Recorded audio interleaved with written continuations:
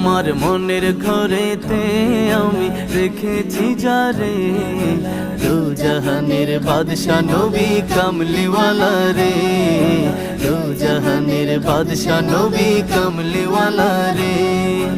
আদি পিতা আদম যখন মুসিবতে পড়ে, ওদের নবীর উসিলাতে আল্লাহ কবুল করে।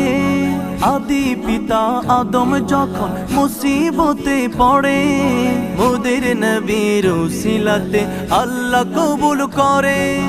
সাকারাতের বিছানাতে দেখা দিও রে, দু জাহানের বাদশা নবী কামলিওয়ালা রে, দু জাহানের বাদশা নবী কামলিওয়ালা রে। আমার মনের ঘরেতে আমি রেখেছি যারে, দু জাহানের বাদশা নবী কামলিওয়ালা রে,